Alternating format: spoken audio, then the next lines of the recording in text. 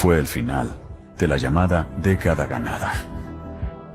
En 2011, Cristina Kirchner ganaba nuevamente las elecciones presidenciales, logrando uno de los mayores apoyos desde el regreso de la democracia. Y así, el país volvía a inclinarse por un modelo de fuerte intervención estatal. Pero detrás del triunfo electoral ya aparecían tensiones económicas. La inflación comenzaba a sentirse mucho más de lo que mostraban los datos oficiales, y cada vez más argentinos buscaban refugiarse en el dólar. Solo en 2011, más de 20.000 millones de dólares salieron del sistema financiero. Frente a esto, el gobierno tomó una medida histórica. Instauró el llamado cepo cambiario, un sistema que limitaba fuertemente la compra de dólares. En la práctica, solo se podía acceder a la moneda extranjera con autorización oficial, algo que casi nadie conseguía. Pero la demanda no desapareció. Gran parte de la población comenzó entonces a comprar dólares por vías alternativas. El mercado paralelo empezó a crecer, y así nació el famoso dólar blue.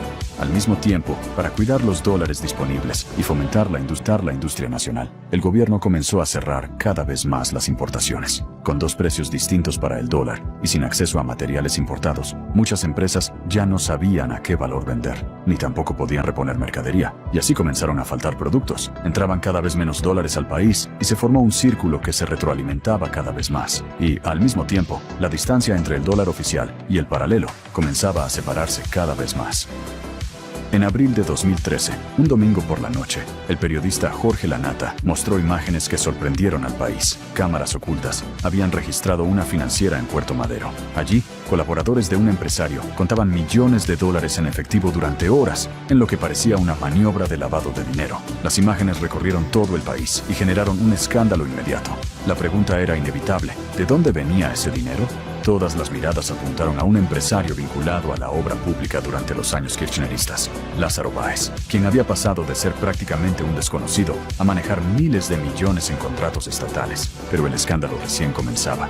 Pronto aparecieron contratos millonarios y movimientos de dinero al exterior, ligados a un crecimiento empresarial iniciado en Santa Cruz durante los gobiernos de Néstor Kirchner, y quedó flotando incómoda. ¿Era un caso aislado o parte de algo mayor? Años después, la justicia condenaría a Lázaro Báez por lavado de dinero, y más tarde, aquella trama de obra pública terminaría llegando a los tribunales. Y en 2022, Cristina Fernández de Kirchner sería condenada por corrupción en uno de los mayores escándalos políticos de la historia argentina. Y 3 años después, quedaría bajo prisión domiciliaria.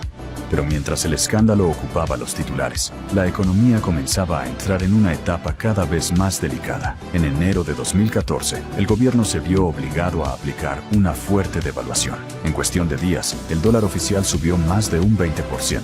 Fue la devaluación más brusca desde la crisis de 2002. Los precios subieron rápidamente, el poder de compra volvió a caer, la economía entró en recesión, mientras la incertidumbre volvía a instalarse. Así, una vez más, la brecha cambiaria comenzó a ampliarse. En enero de 2015, un nuevo caso mediático sacudía al kirchnerismo. El fiscal Alberto Nisman, encargado de investigar el atentado contra la AMIA, acusaba públicamente al gobierno de encubrir a funcionarios iraníes vinculados al ataque. Nisman aseguraba tener pruebas incriminatorias contra varios funcionarios políticos, entre ellos Cristina Kirchner. Así, debía presentarlas ante el Congreso, y todo el país estaba expectante. Oficialismo y oposición esperaban una declaración que podía generar un terremoto político. Pero, increíblemente, un día antes de declarar, el fiscal fue encontrado muerto en su departamento. ¿Cómo podía morir quien días antes acusaba al poder y prometía revelar pruebas clave? La duda se instaló en toda la sociedad. ¿Suicidio o asesinato? Marchas, acusaciones y desconfianza profundizaron aún más la división del país. Familias, amigos y compañeros de trabajo quedaron enfrentados por visiones opuestas de lo que estaba pasando.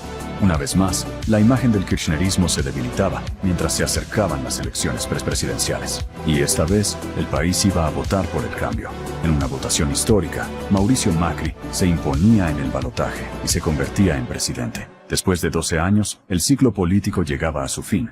Quedaban atrás años marcados por conflictos y escándalos que habían golpeado al país. El caso Sicone, con un vicepresidente acusado de corrupción, que años más tarde terminaría condenado y en prisión. La pelea con los llamados fondos buitres, que llevó al país a un nuevo default técnico. Y la expropiación de YPF, que terminaría costándole al Estado más de 5.000 millones de dólares, además de un juicio internacional aún en curso. Así, con el cepo aún vigente, el nuevo gobierno recibía un país frágil, sostenido apenas por parches y deudas acumuladas. Mauricio Macri llegaba prometiendo un cambio, pero Argentina estaba a punto de entrar en uno de los ciclos de endeudamiento más grandes de su historia. Y así, una vez más, la historia volvía a repetirse.